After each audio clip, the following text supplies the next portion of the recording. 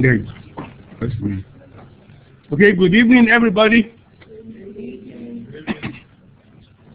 And welcome to another session of organic chemistry.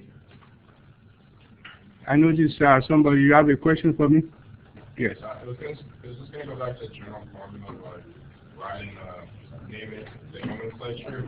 For example, when you have a sub-branch and you say name any substituents that occur based off the first carbon on that sub-branch, what happens if the branch occurs not on the first one but like in the middle, like on the second and third? Yeah, okay, well, we'll come to that. Okay. This is a question of nomenclature, right? Okay. Okay, so for today's session, we are going to finish our discussion on chapter 4. But before we do that, let me simply I'd like to remind you that the first class exam is on this Thursday. Okay, that is Thursday, September 26th.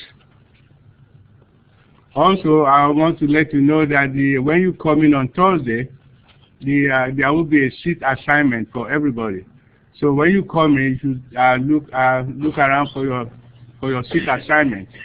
So everybody has their own seat assignment for the exam on Thursday.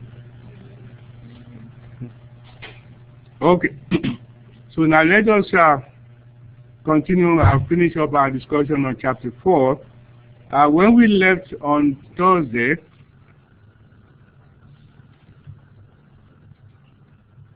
we started the discussion of reactions of alkanes and cycloalkanes,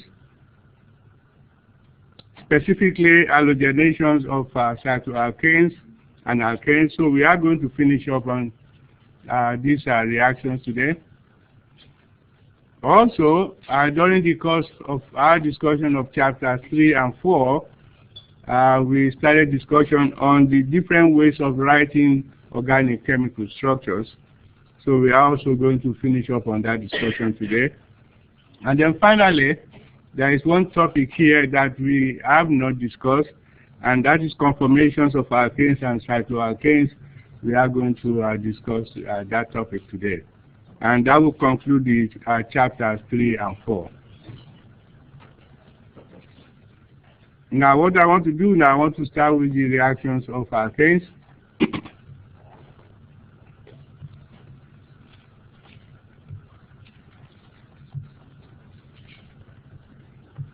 Reactions of alkanes and cycloalkanes.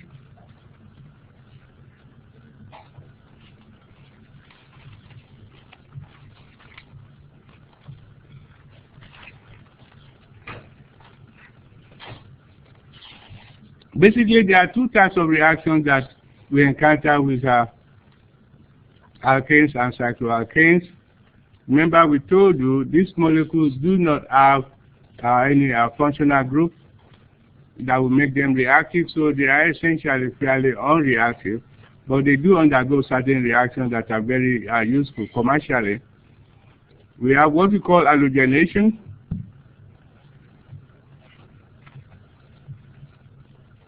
We are going to discuss this at length. Then we have oxidation.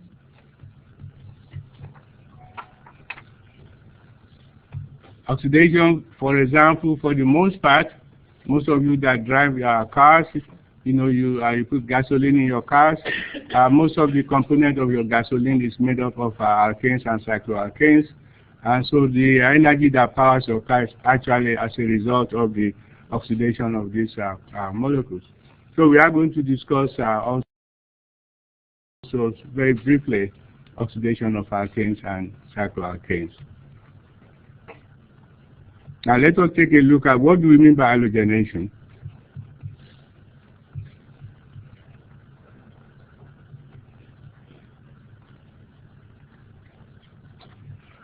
With respect to halogenation, say for example, if we take this molecule here,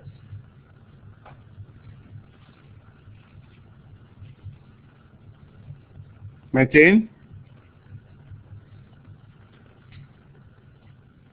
and we take chlorine, molecule of chlorine in the presence of light. Use the HB for symbol for light. Or sometimes we may use heat.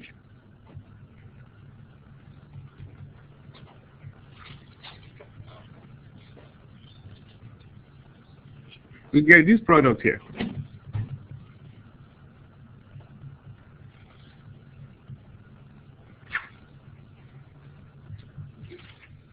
In which case we have replaced one of the hydrogen atoms in methane with a chlorine atom. So we therefore we refer to this as halogenation. And these reactions generally occur whenever you have an hydrogen atom attached to an sp3 carbon atom. You also have this.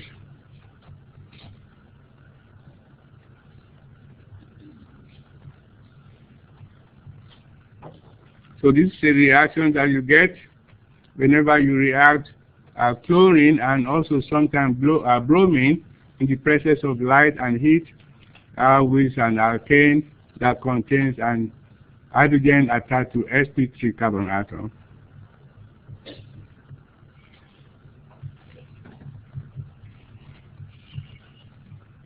So we see here, each one of these products that we obtain here, we say these are monochloro products.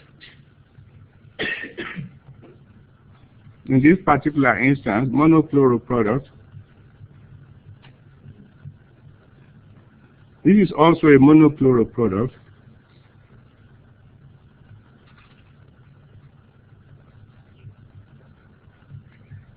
Yes. The HCl? The HCl right there. This here? Yeah, it's a byproduct. That is the inorganic byproduct. Okay. Now we say this is monochloro product because it is possible. It is possible once you get the monochloro product. For example, here, since we say that this reaction will occur with any molecule that contains hydrogen attached to an sp3 carbon atom, there is nothing stopping this here. This chloromethane that we obtain here, this is chloromethane.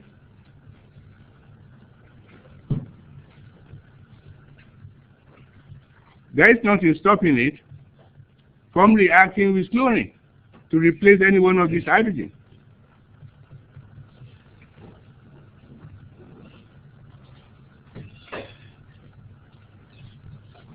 So this becomes a dichloro product.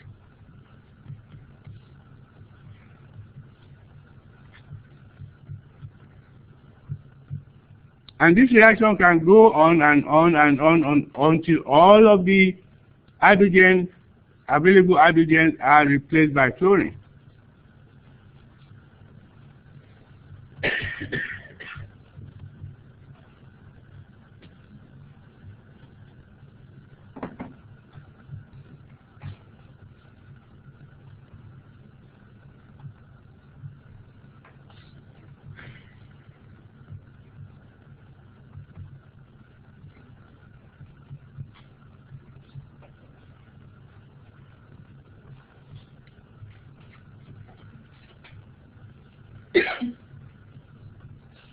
And each of these cases here, you do have an hydrogen chloride byproduct.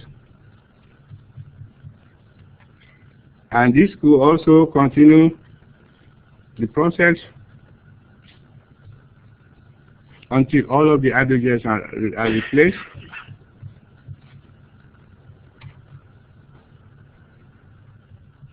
Yeah, I bring this up and so you begin to see how we could use our halogenation to determine the structure of an unknown compound. If, for example,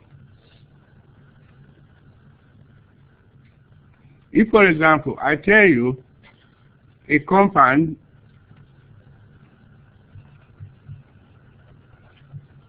with a molecular formula with formula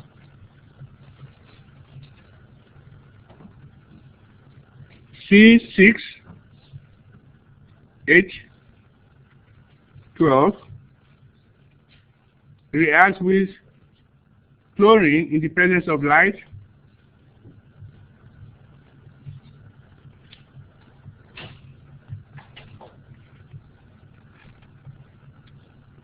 To give only one monochloro product. I could then ask you to give me the structure of this compound. I could ask you to now give me the structure of this compound. Because we know that if we have this molecule here,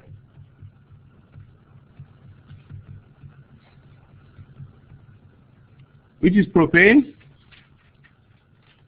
these three hydrogens here on this methyl group, and these three hydrogens here on this methyl group will be chemically equivalent. No matter if you replace any one of them with chlorine, you get the same product.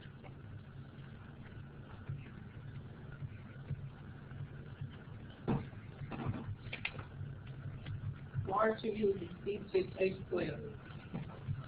Just a minute. Okay, in this case, we know that if we react this molecule here, propane, with this, we get this monochloro product. We could also get another monochloro product. In this case, this here, replacing this here, right?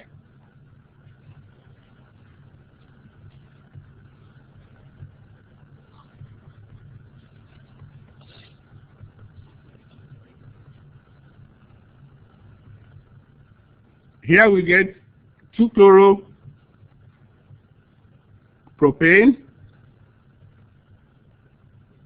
and here we get 1-chloropropane. Just a minute.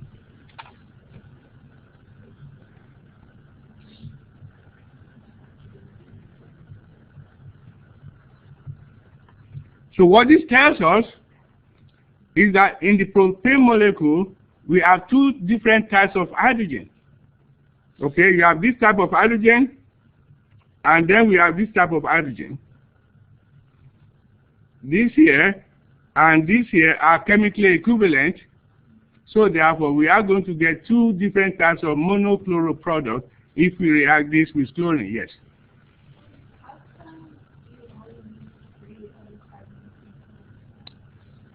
How come I only use 3 carbons? No, just trying to show you an example. We could use, you could use some other example. Just we'll get to those. Okay. No, okay. Like her question was like what I asked. Why are you not doing your example? You're doing a whole other example that you gave. I'm coming back to this. Okay. Now the question is, we need to answer this question here. What I was trying to give you is a background to being able to answer this question. Okay. If I give you this molecule here, okay, and I say this molecule only gives you one monochloro product when you react with chlorine. The question is, what is the structure of this molecule? Yes. For 1-chloropropane, is it supposed to be CH3, not CH2? Which is? Is it CH3 or is it CH2? Oh, I'm sorry. Yeah, thank you.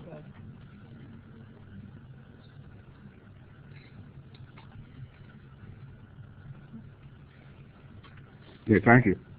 Okay. So now let us come back to this question here. Take this out. So what would be the answer to this question? What is this? What is the structure of this compound? What is it? Cyclohexane, exactly. Now, how did you arrive at cyclohexane? So what you say that this compound must be cyclohexane, right?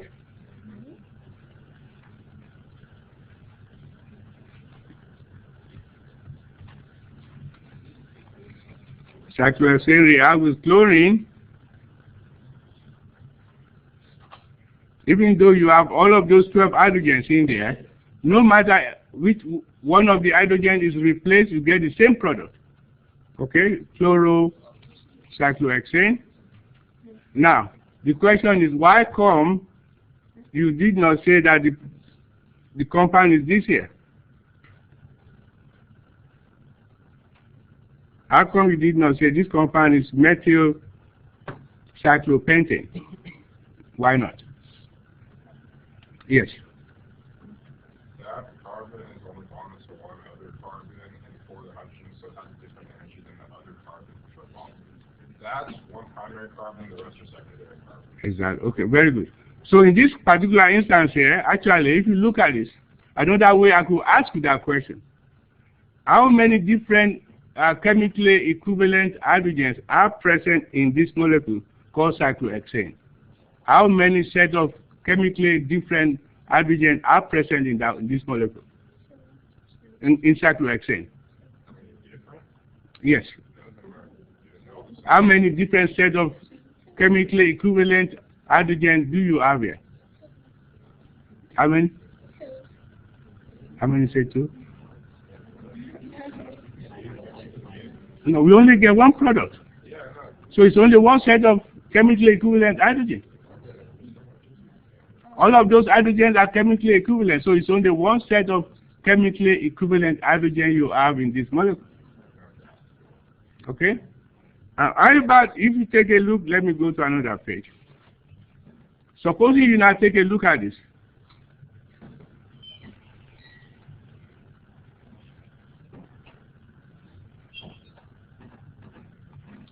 How many monochloro products will you get out of this product, of this compound here? How many? You get two, is that right? Okay. Okay. Let us number the carbon. Okay, 1, right? 2, 3, 4, 5, and 6. Okay? Supposing we replace the chlorine on carbon, the hydrogen on carbon 1. We get a product, right?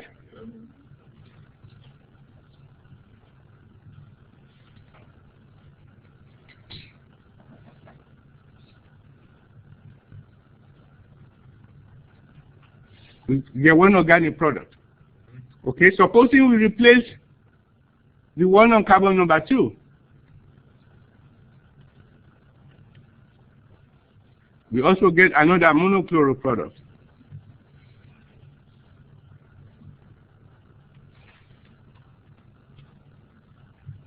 Okay, supposing we replace the one on carbon number 3.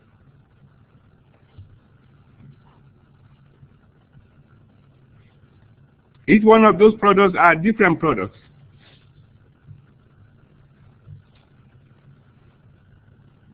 Or we could replace the one on carbon number 6 to be the same as number 3. The hydrogen on 3 and the hydrogen on 6 are chemically equivalent. The same thing here. If you replace the one on carbon number 4 or carbon number 5, those are chemically equivalent.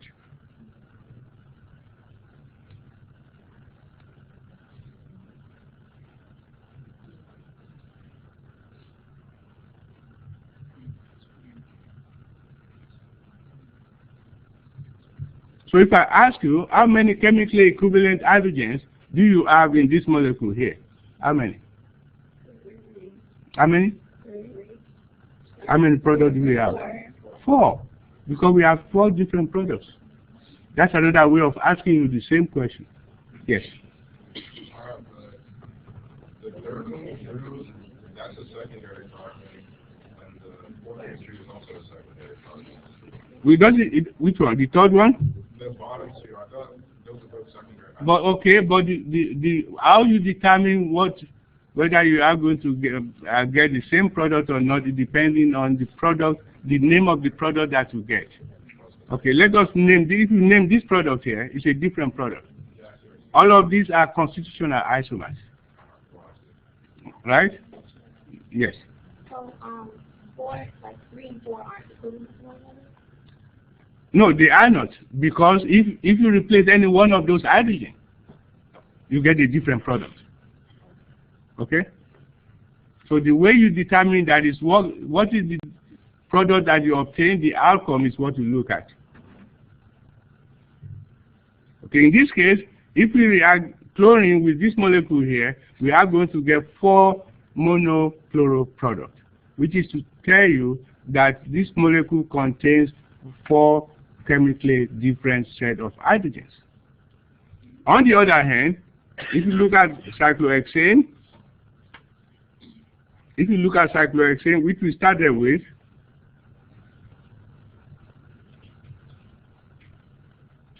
no matter which of these hydrogens you replace, you get the same product. You follow that?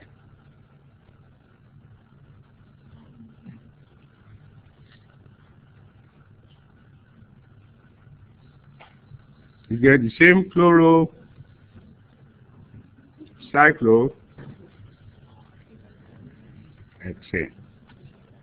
So therefore, we could use halogenation to determine the structure of some organic molecule. Yes.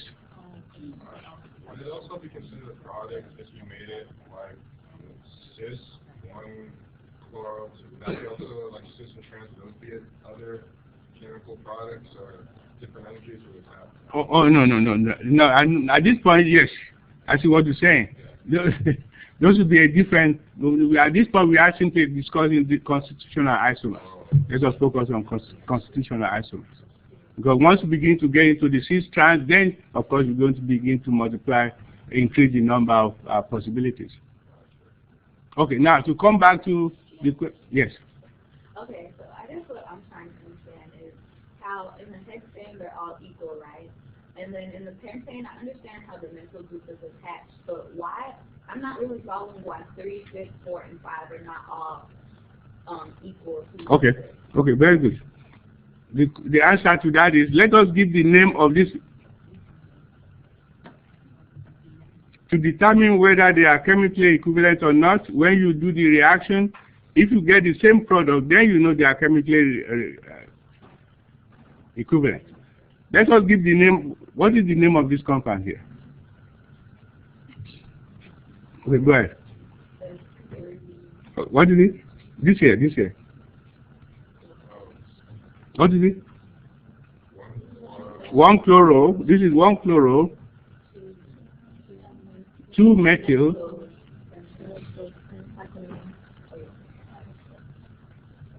Cyclopentane, right?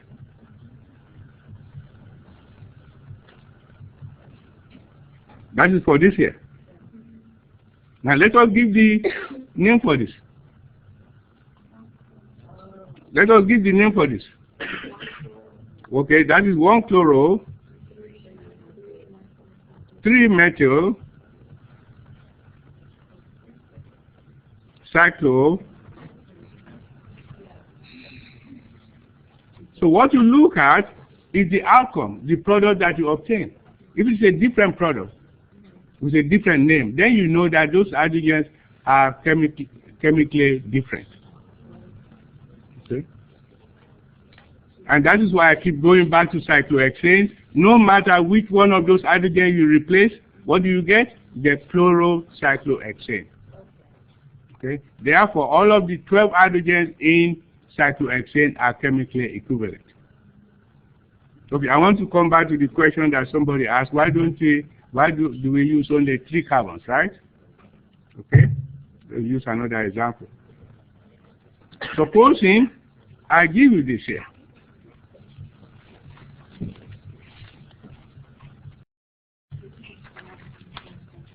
The problem is the possibilities are almost endless if you keep increasing the number of carbons.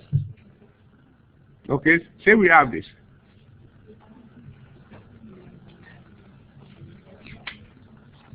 Can anybody tell me how many different sets of chemically equivalent hydrogens do we have in this molecule? This is, by the way, pentane. How many? 3, let us see. Say this and this are equivalent, right? Those hydrogens, right? You follow that? Then this and this will be equivalent, because if you replace any one of those hydrogens with chlorine, you get the same product, right? And then, of course, this is by itself. So how many sets of chemically equivalent hydrogen do you have? 3 sets. So you will expect to get 3 monochloro products if you react this with chlorine. Is that clear at this point? You said you would get 3 monochloro products if we did this one, right? Yes. Because it could be okay. Yes, yes. Okay. Now, supposing I have this. Supposing I have this. This is another problem for you. C5H12. This compound reacts with chlorine. I said this compound reacts with chlorine. Let's call it compound A, to give 1 monochloro product. Okay? Okay, 1 monochloro product. Okay? Yes. Exactly. So what is the? You say it's 2,2? 2,2.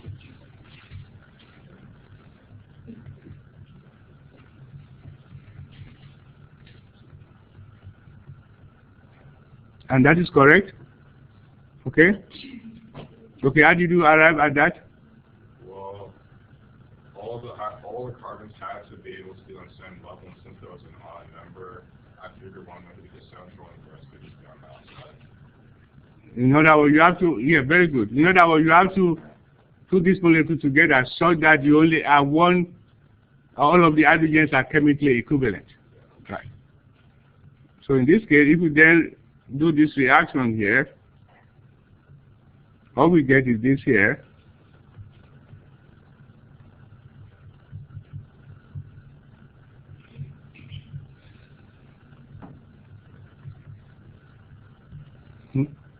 Now we are going to talk some more about the mechanism of this reaction when we get to reaction mechanism. But for now, it's sufficient to simply give you what the outcome of these reactions are. Yes. Just so I understand, so this is the only one you can draw because you put the chlorine on any one of the other branches. Okay, give it a try. Which other one you want to try? No, seriously. No, give it a try. Just like the one to the right. Okay, let's see what Kiara is saying here.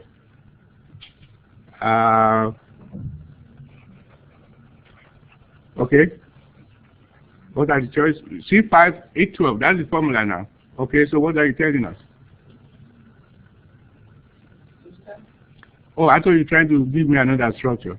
Oh, no, I was asking a question about this structure. I was just saying this is the only monochloro product, yeah. You can do, because if you put chlorine on any other branch, it's the same thing. It's the same, yes. Okay, that's all I was. Oh, okay. Okay, is there any, yes. I can hear you. Oh, can name this product. Okay, let us do that.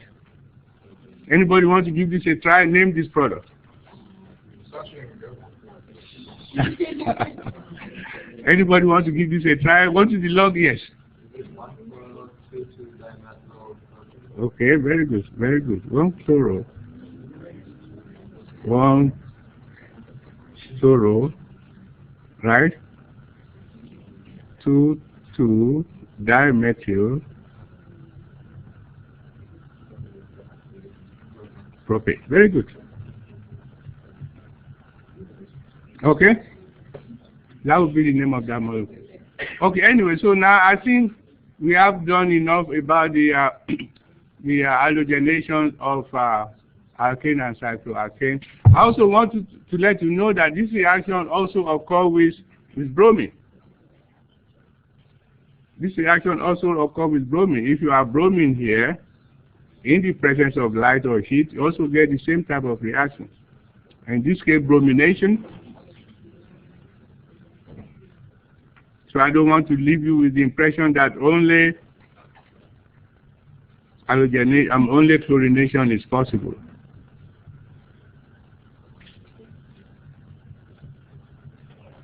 Okay? Yes. Why will it be a good chain? The longest chain. Where's the longest chain? Where you want to start counting? Okay, let us. Oh, that's Okay, so now this, the second type of reaction I told you, this is the oxidation reaction. We are not going to spend too much time on that.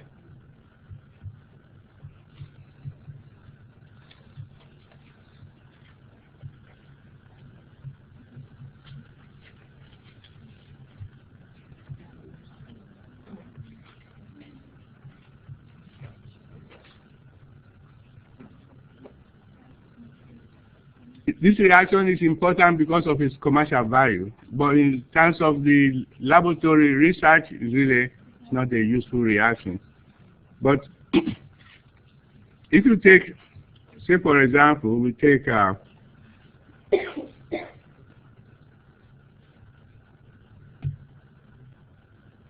let's take this methane, and we do oxidation. We have with oxygen in the presence of some kind of heat. What do we get? We get carbon dioxide and water. I tell you what, let me do this. Let's do this.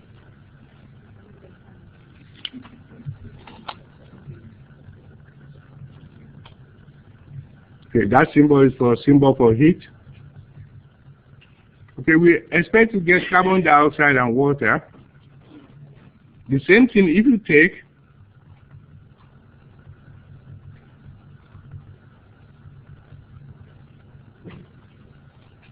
butane.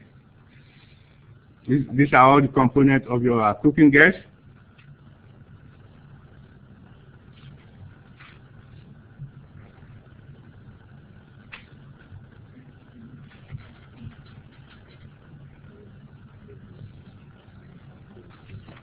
You get carbon dioxide and water.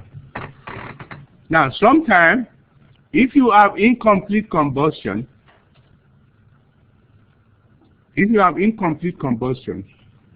then you might get carbon dioxide, and that is dangerous. Okay, for incomplete combustion, in other words, you don't have enough oxygen. Okay, or the reaction is not efficient, the process is not efficient. You may get carbon dioxide and water, and that is very dangerous. Okay, I'm sure many of you have the gas heater at home. You go in your basement, make sure that you have your carbon monoxide detector, because sometimes you may get some carbon dioxide being formed, and this is a very dangerous molecule. This will kill. I mean, I've seen instances in which it kills the whole family. So. And also sometimes when you are even in your car, you fall asleep in your car, if there is incomplete combustion, you might get some carbon dioxide. That happens also. Okay? So be very careful. Do not leave your car idle and then you fall asleep in your car. It's very dangerous. Seriously. Okay? But commercially, this reaction is commercially useful to all of us because we use gasoline to power our cars. Okay? And so therefore, commercially it is a very useful reaction, but also it's also laden with all kinds of problems because of possibility of incomplete combustion. And that is why for those of you who drive cars, I'm sure most of all of you here do, you have to do emission control. You go to the MVA to do your emission control every 2 years. What they are really looking for, whether your system is working efficiently, so it does not produce carbon monoxide. So anyway, so this is all I will be telling you about the oxidation of alkane. Now, the same thing will also happen with the cycloalkanes. If you have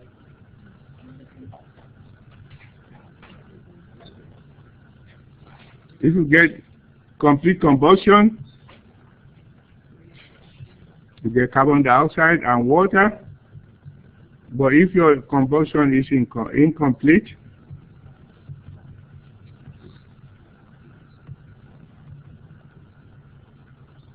then you get carbon monoxide and water, and that is bad. Okay.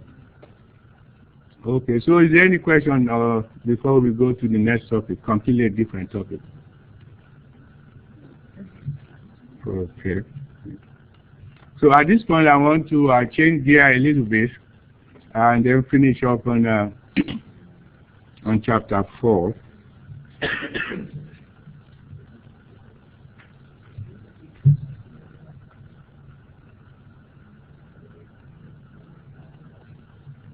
So will this be on our exam, the oxidation of alkanes and To what? So will this be on our exam? Oh, the oxidation? Do you want me to say it will not be on the exam? I can't say that.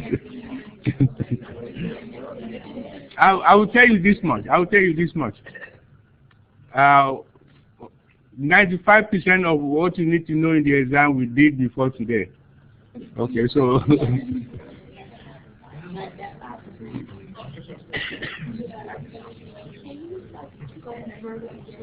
huh? Can I do what?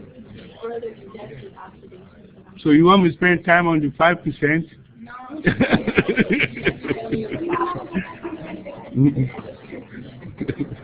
Okay, no. If you want to know more about oxidation, come see me in the office. Okay, let's move on.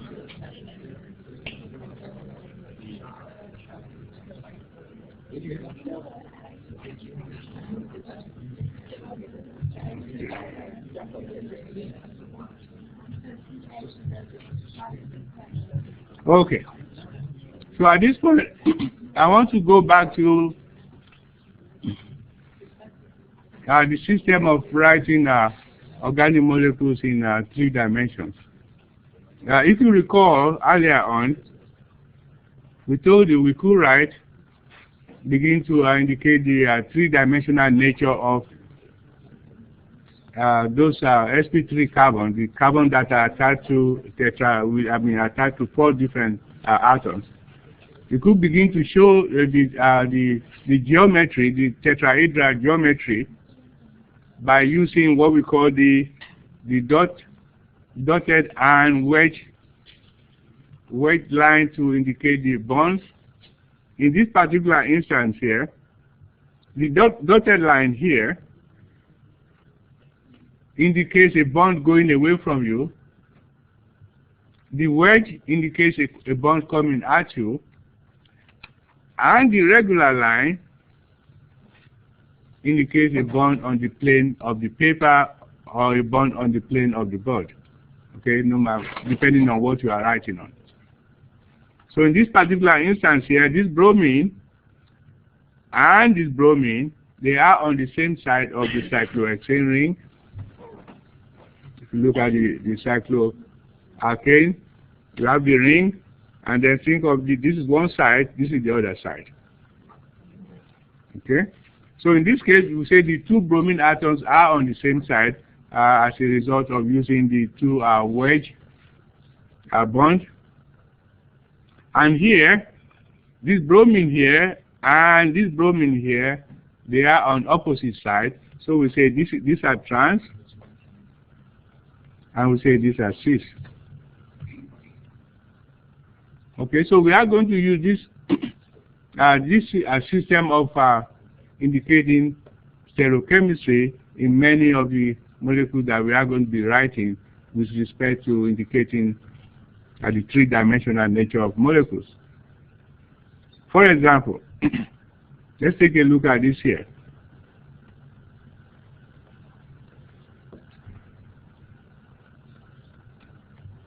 This is a molecule of butane.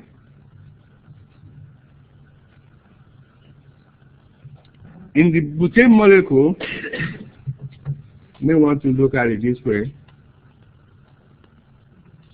Let us say this is, well, let's say, imagine that this could be butane molecule right here.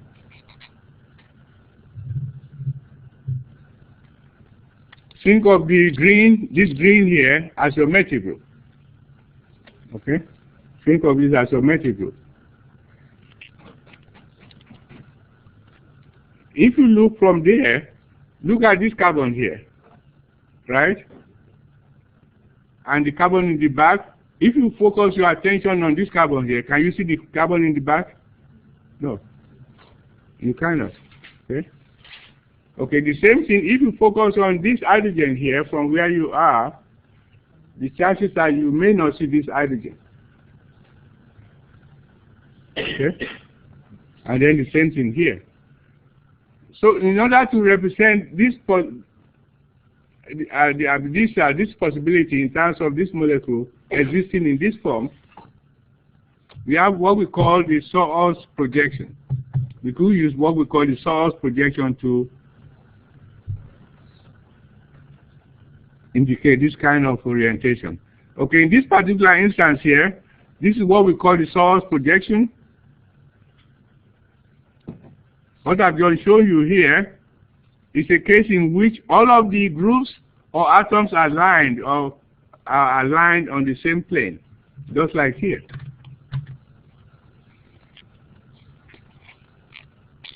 Everything is lined up. Okay? And when you have that, we say this is an eclipse conformation. We say this is eclipse.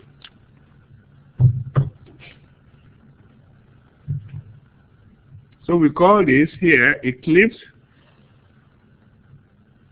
which is this here, eclipse conformation.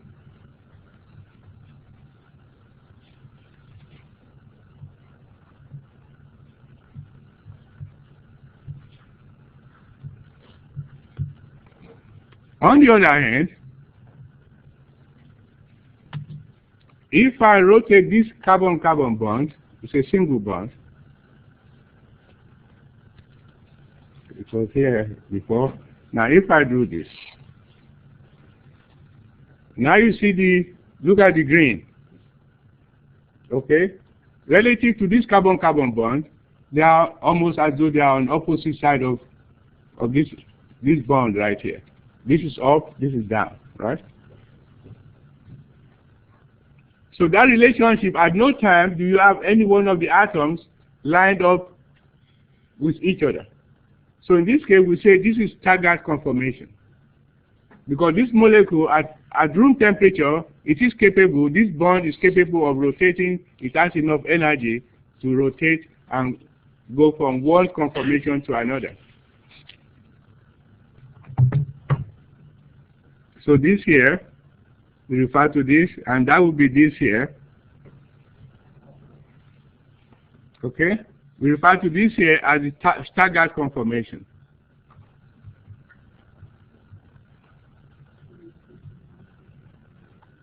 Now, we notice the new terminology we are using here, we say conformation. We did not say isomer. We did not say isomer because these two structures could be interconverted at room temperature. So they are not exactly isomer. So we simply refer to them as conformation because at room temperature for in this particular case of alkane, they could go from one to the other. Okay, so here, what we call this projection here is what we call the source projection. To draw the source projection, what do? Simply draw a line. That is a bond on the page. Okay. And then if this here also on the page, this here also on the page. Now, you now indicate the bond that is going away from you. In this case, hydrogen here. And the bond that is coming at you,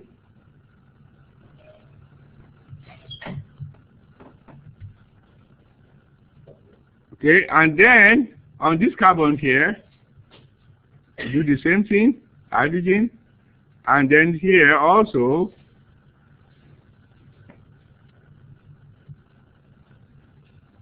okay, so that is how you draw the source projection.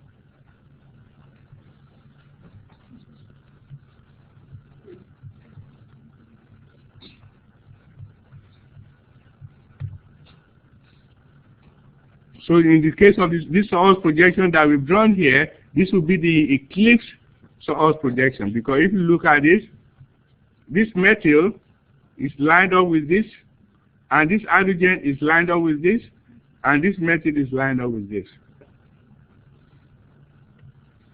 Okay. Now, if you want to draw the staggered conformation using the source projection,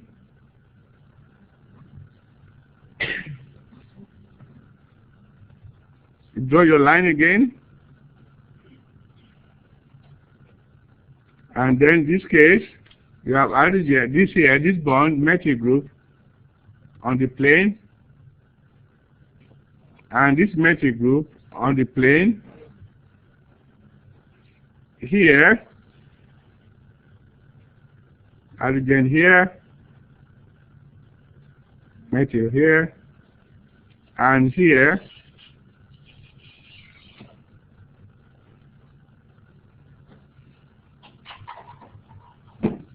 and this will be the case in which those groups or atoms are staggered. So we say this is the staggered conformation. Now, there's another way we could also draw these molecules so that we begin to see the staggered and the cliff nature of these molecules. And that is what we refer to as the Newman projections. These are all of the things that we are going to be using in chapter 5, so you might as well get used to writing these molecules, using this convention to represent these molecules. Here, we have the eclipse conformation using what we call the Newman projection. In the Newman projection, see what we've done here.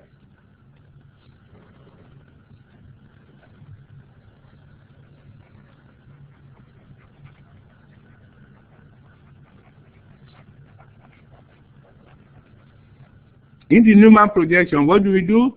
We simply line up all of the bonds. In the case of the eclipse, we use this circle here to indicate a carbon atom. Okay, so they're right here. We have a carbon atom within that, and then we have the bond. In the case of the staggered conformation, coming out of that carbon, it's almost as though you're looking straight right into here. Okay? Okay? So right here, this is this carbon here.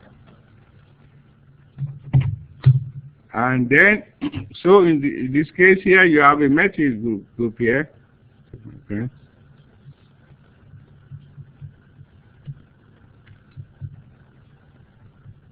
Okay, then in the back, the carbon that is in the back,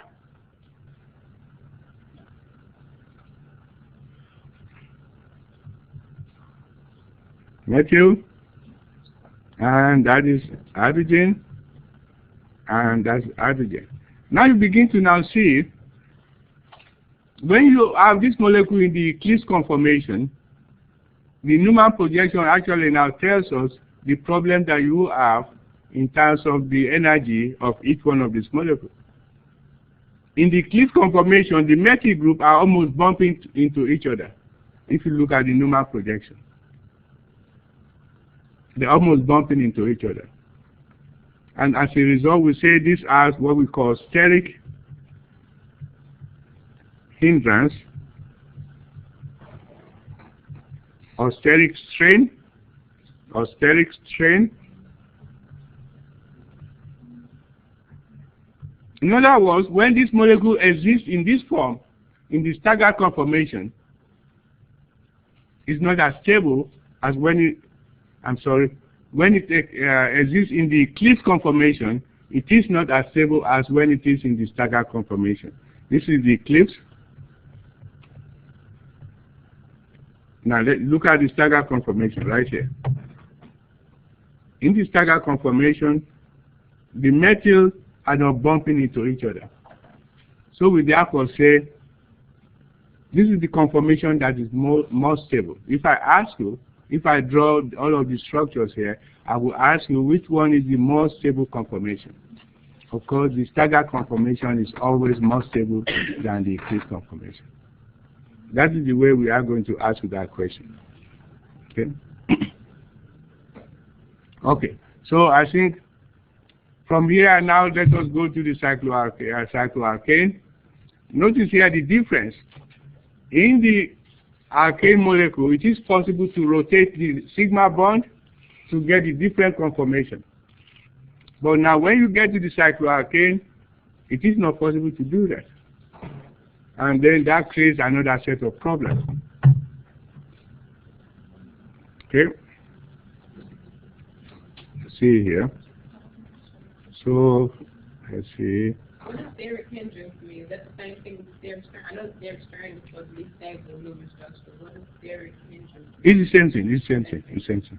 It's just that the energy is almost like crowding, you know. Okay, let us see here. Okay. Now let us discuss conformations of cycloalkanes, specifically cyclohexane. If you look at this molecule here, cyclohexane, normally when we write cyclohexane, we write as if it is a two-dimensional structure.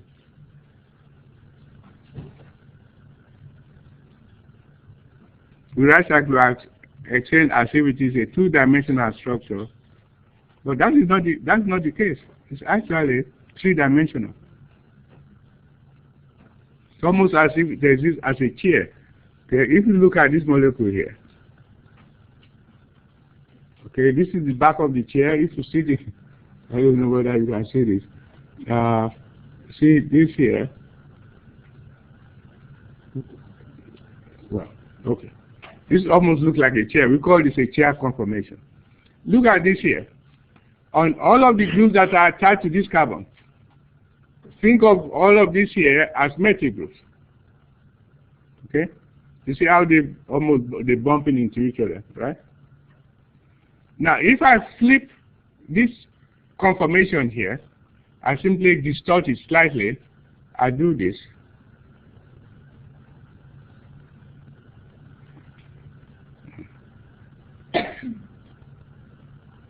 Okay. Now you see what happens. See what happens. These groups are now going away. It's almost as though they are now horizontal to the plane of the ring. So therefore, the point we made here is, when you have a cyclohexane molecule, there are two possible orientations for the atoms or groups that are attached to each carbon atom. And those two orientations we refer to as axial and equatorial, right here.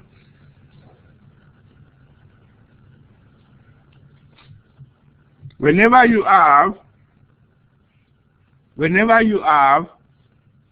a cyclohexane ring, each one of the carbon in the cyclohexane ring, those groups or atoms that are attached to them, they have two possible orientations. One is what we call the axial position, which we represent here as A, and one which we represent as E, we call equatorial position. The equatorial position is almost as though it is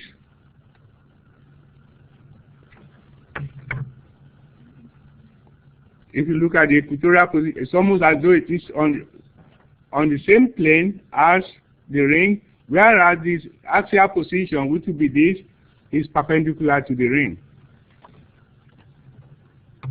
Now the point we made here is groups or atoms prefer to be in the equatorial position in order to reduce the steric strain or steric energy. Groups or atoms prefer to be in the equatorial position. That is important. Okay. Now let us look at this here. Let's say groups prefer to be in the equatorial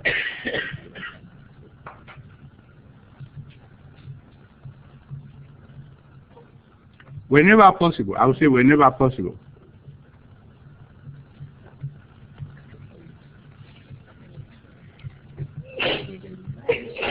Okay? So let us look at it. Supposing I have this,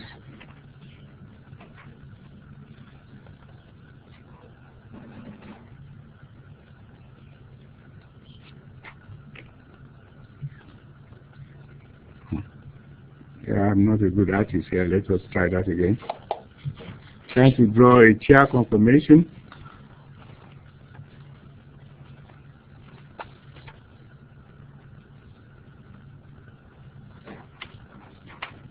Okay. Let us look at that chair conformation. What you do when you draw a chair conformation, we know that the atoms or groups attached to each carbon, they have two possible orientations. One is axial, one is equatorial. The axial, think of it as perpendicular to the plane of the ring, say A, and then the equatorial is here. And then if you take a look at the next carbon atom, the group coming above the plane, right here, will be equatorial, and this here will be axial, so it's almost as if you are alternating them. And then this here, right here, will be axial, equatorial. Then the next one here, going here, will be equatorial, will be axial. So you do the alternating axial, equatorial, axial, equatorial. Then the one going up here will be axial, and this is equatorial. And the one here will be equatorial, and this is axial. Now let us number the carbons. This is very important because this, if you are supposed to do a problem, these are the kind of things that you will be getting. Okay, let us say this is carbon number 1. Carbon number 2. Carbon number 3. Carbon number 4. Carbon number 5. Carbon number 6. Now let us place here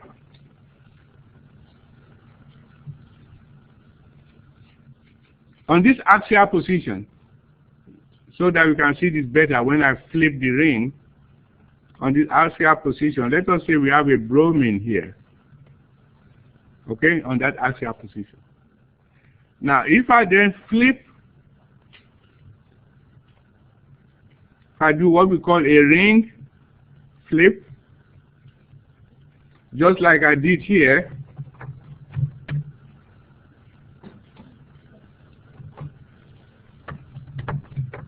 just like I did here, you know, when I did it, when I flip, see here,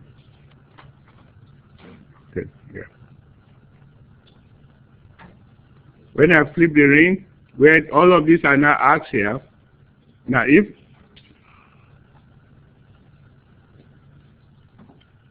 I flip, this is what we mean by flipping. If I flip this ring here, okay, if I flip this, whatever was axial before will now become equatorial. Okay?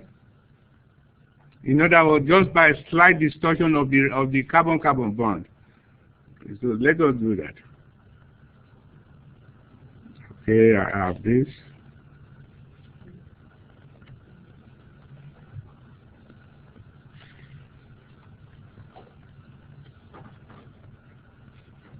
Okay. Okay, let's do our axial equatorial sequence again. Now this will be axial equatorial, this will be equatorial axial, and this therefore will be axial equatorial. This will be equatorial axial. Okay, this will be axial equatorial, and on this here, this will be equatorial axial. Now let us number the carbon. We want to use the same number here. This carbon number 1 that was here, once I flip the ring, is now here. This is carbon 1. This is now carbon 2.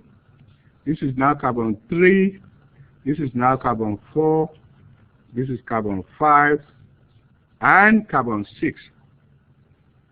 And now you see the bromine that we have there is now going to be in the equatorial position after we flip it. Keep in mind, for every atom, when you flip, if it was in the axial position, it now goes into the equatorial position. Now, why is this important? Supposing, now keep in mind now, yes. Is it got a whole other structure because if you're flipping it, it's still gonna be on the equatorial of carbon 1?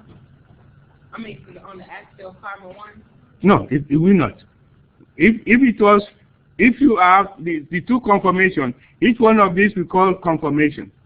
Okay, conformation. You may call this conformation A or conformation B. If it is in axial position in one conformation, when you flip it, it goes to that group or atom goes to the equatorial position in the other conformation. Okay? Okay. Now, why is this important? Supposing in an exam I ask you, keep in mind, groups prefer to be in the equatorial position because that is when the molecule will have the lowest possible energy. Keep that in mind. Supposing I ask you, this molecule here,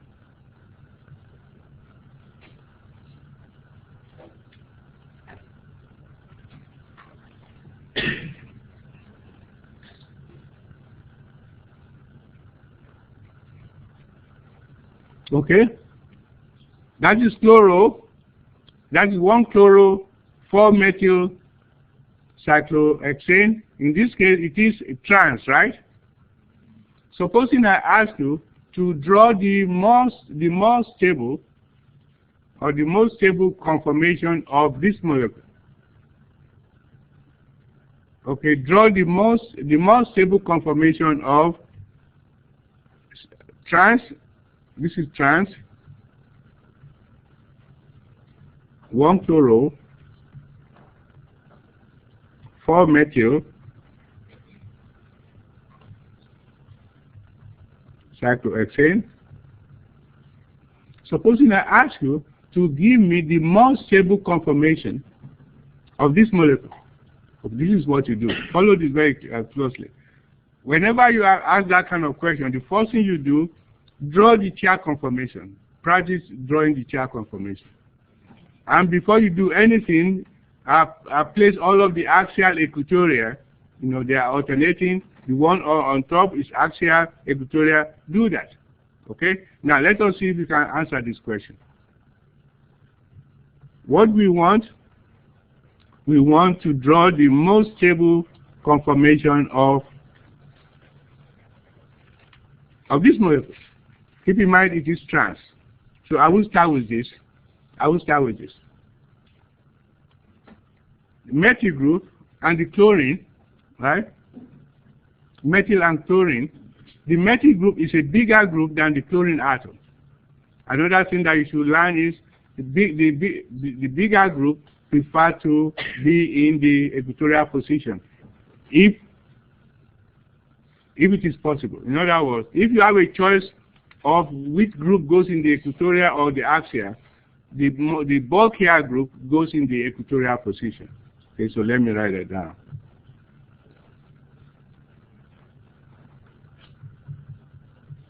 If you have to make a choice as to which of two groups go into axial or equatorial,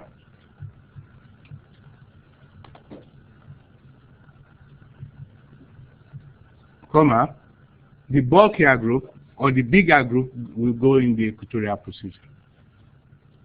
Then I'll say then the bulkier or the bigger group goes into the equatorial position. Okay? Okay, now let us now see. We know that methyl is bulkier than chlorine. Okay, methyl is bulkier than chlorine. So let us start off by saying, once you draw this structure here, the first thing you do, draw this structure. Okay, I'll say 1,4. So what we are going to say, okay, we want to place the methyl group in this position here, in the equatorial position. Okay. Now, if the methyl group is in the equatorial position, and you are told to draw a trans 1,4 product, okay, that means on this carbon here, the other group has to be on this carbon. Follow this now. If it has to be trans, because you've already placed this methyl group in the equatorial position. Now, if this has to be trans, the chlorine has to be trans to methyl, where will it be? Based on what we have here. Where will it be? It has to be trans to each other. Look at this trans here, this equatorial here is going down, right? It's almost like it's going below the plane of the ring, right? Exactly. And this here, and on carbon number 4 right here, this equatorial is going above. Okay? You follow that?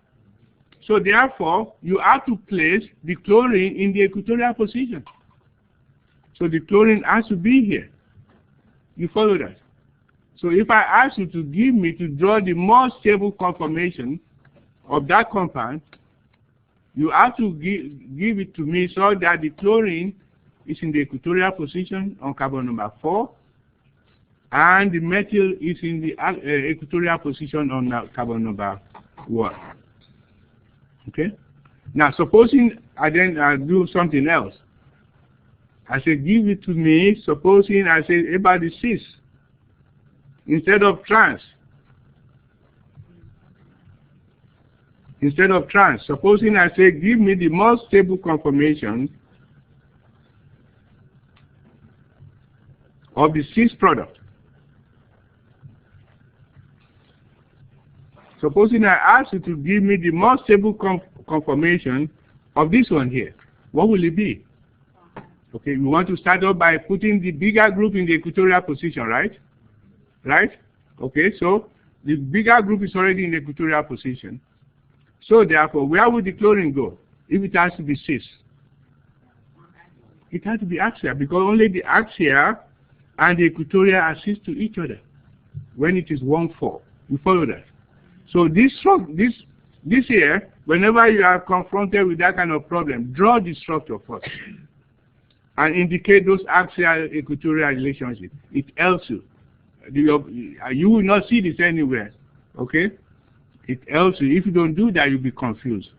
Okay, so therefore in this case, this will have to be in the axial position, and this will have to be in the equatorial position. And that is what you have to draw. Okay, so let me take this out. So here, the chlorine will have to be here.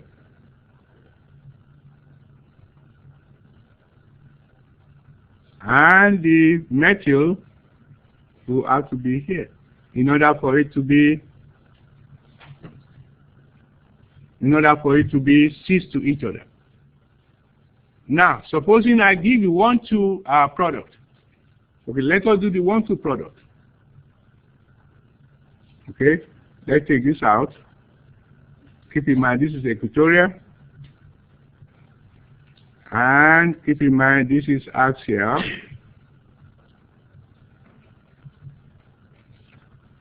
Okay, supposing therefore I give you this here.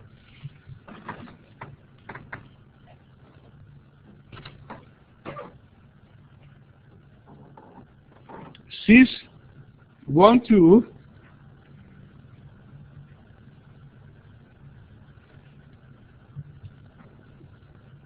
cis 1,2 chloro, I'm sorry, cis 1-chloro, 2-methyl, cyclohexane. I say, give me the most stable conformation of this molecule. Okay, how will you do that? Okay, this is 1,2, 1,2, okay? So what do you do first? Place the bigger group in the equatorial position, right? Okay, you follow me now, right? Okay, so I place this here. Let me take this out. 1, 2. I place this in the equatorial position. Now it has to be cis. In order for it to be cis, where would the chlorine go? Where would the chlorine go? This is going down, right? This is going down. This is the equatorial is up. Where will it go? Where? It has to be cis. Where? On the axis. Axis, exactly. Okay, it has to be on the axis. Does it matter at all? So it has to be on the axis, right here. Just a minute. That is the only way it will be 1-2 relationship to each other, and then they will be cis. One has to be in the axial, and one has to be in the equatorial. Okay. Yes. Which one?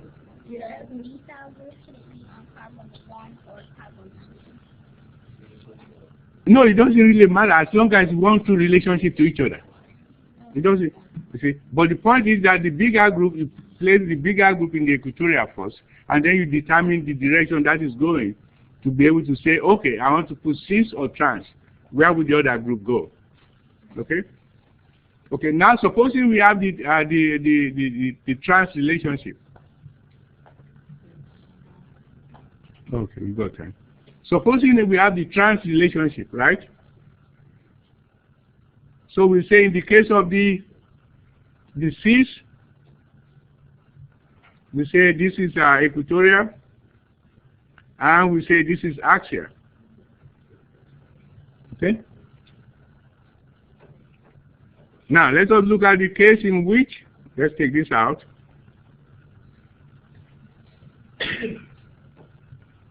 This is equatorial, and this is axial.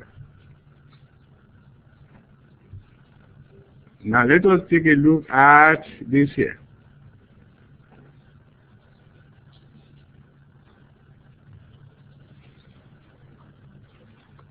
Supposing we're now looking at the 1-2 relationship in which they are trans to each other.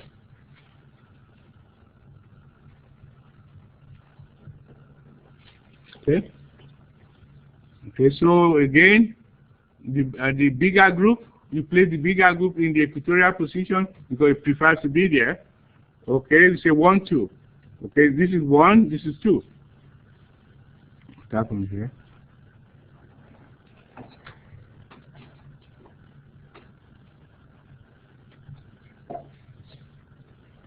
That's carbon number 6. Okay. So we place the methyl in the equatorial position of carbon number 1, right?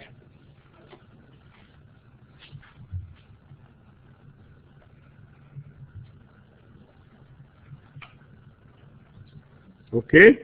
Keep in mind that equatorial is going down, right? It's going slightly down. So therefore, if we want to make this trans, the chlorine trans, where will it be here? Where will it be? Will it be axial or equatorial? Exactly, it will be equatorial because that is going up.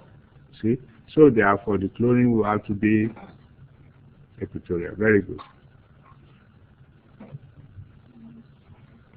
It has to be equatorial. So this is in the case of the trans 1-2 relationship. The most stable isomer, conformer will be equatorial. Okay. Let us do the 1-3. Let us do the 1-3. So far we've done the 1-4, done the 1-2. Let us do the 1-3.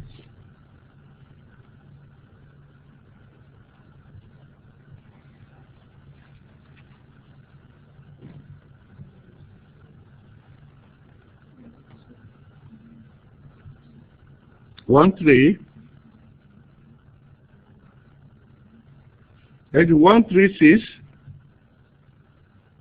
Okay, 1-3-6. Okay, of course, let me take this out.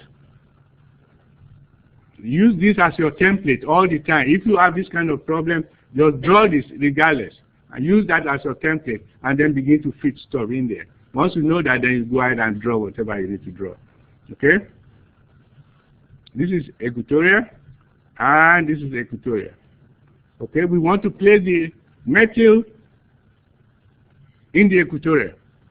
Okay, so we do that.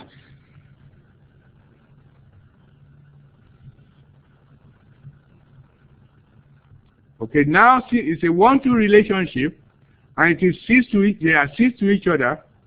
Okay, at this point we are talking about this carbon here. Okay, okay, so where will it be? Okay, this is going down, right? Okay, in order for it to be cis, where will it be? Where will it be?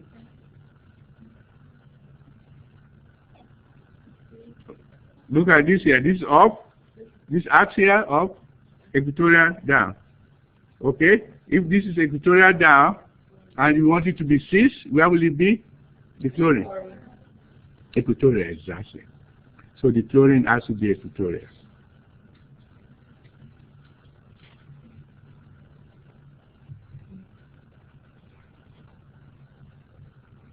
And that's carbon number 3. Okay? So you could actually use this here as a template to place whatever you want to in terms of this, the more stable conformation that will be required of you. Okay, now let us do the 1-3 relationship trans. Okay? Okay, let us do the 1-3 relationship trans. So in this case, for the 1-3 cis, what do we say we have? We have equatorial. We also have equatorial. Okay, we're almost there, so let us do this. 1-3 trans.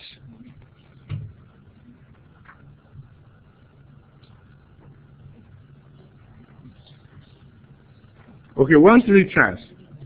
Okay, I ask you which is the more stable conformation of trans 1-chloro 3-methyl cyclohexane. Let me take this out of here. Well, okay, we already have this here. Methyl is in the equatorial position, and it has to be trans to the chlorine in this position. So let us take this out so we don't.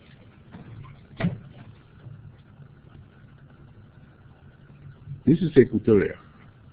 Okay? Okay, we place the bigger group in the equatorial position. Alright?